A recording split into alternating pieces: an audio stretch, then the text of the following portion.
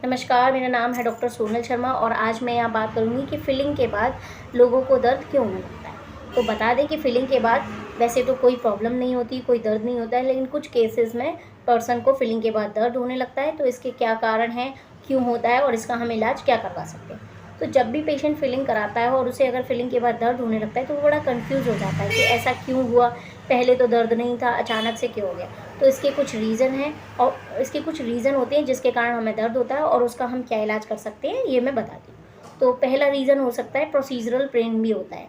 क्या होता है, जो हमारी कैविटी होती है उसको जब हम फिलिंग कराने जाते हैं तो जो हमारी कैविटी है उस केरियस पार्ट को, मतलब जो कीड़ा लग गया उस पार्ट को हटाने के लिए जो डॉक्टर होता है वो एरोटर से उस पार्ट को हटाते हैं, जो मशीन होती है, ठीक है। तो वो मशीन के कारण प्रेशर पेन भी हो सकता है, उस मशीन का प्रेशर लगता है तो उसके कारण भी पेशेंट को कभी कभी पेन हो जाता है। तो उसमें ये है कि ये 2 से 3 दिन तक नॉर्मल रहता है। उसके बाद ये है, या तो आप डेंटिस्ट को बता दें यहाँ हमें पेन हो रहा है तो वो आपको दवाई भी दे देंगे, लाइक पेन किलर खा के आपका दर्द बंद हो जाएगा। दूसरा सबसे कॉमन रीज़न है हाई पॉइंट्स।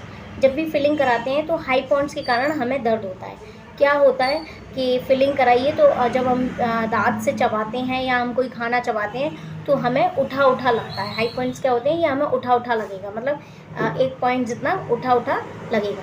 तो पेशेंट को चबाने में या खाना खाने में दर्द होता है, या दांत बंद करेगा तो पेशेंट को दर्द फील होगा।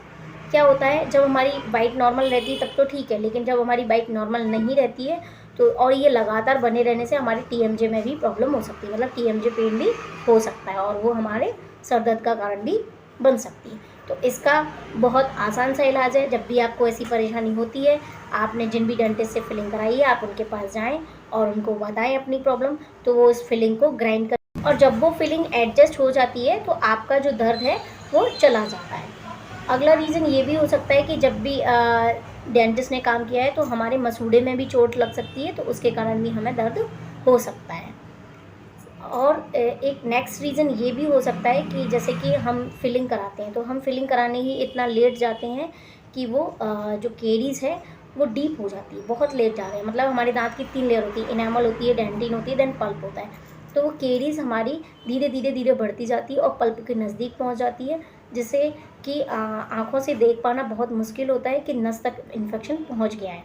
तो जब हम फिलिंग करा लेते हैं या तो फिलिंग के बाद या कुछ समय बाद हमें बहुत पेन, मतलब ऐसी झंझनाहट पैदा होगी, करंट जैसा दर्द होने लगता है, तो हमें समझ जाना चाहिए कि हमारा इन्फेक्शन नस तक पहुंच गया है। आप डेंटिस्ट के पास जाएंगे, वो आपका एक्सरे करेंगे, देखेंगे कि आपका इन्फेक्शन नस तक तो नहीं पहुंच गया है। अगर नस तक पहुंच गया है तो फिर वो आपका रूट कैनल ट्रीटमेंट करेंगे और जैसे ही ट्रीटमेंट हो जाता है आपको आराम मिल जाएगा, ठीक है। तो जब भी ऐसी कोई दर्द होता है या जब भी ऐसा कोई परेशानियों का सामना करते हैं, आप अपने डेंटिस्ट को बताएं कि हमें ये परेशानी हो रही है आपकी फिलिंग के बाद, तो उस कंडीशन के अकॉर्डिंग वो आपके दांत को देखेंगे और आपको इलाज एडवाइस करेंगे और आपका ट्रीटमेंट हो जाएगा, जिससे आपको आराम मिल जाएगा। धन्यवाद।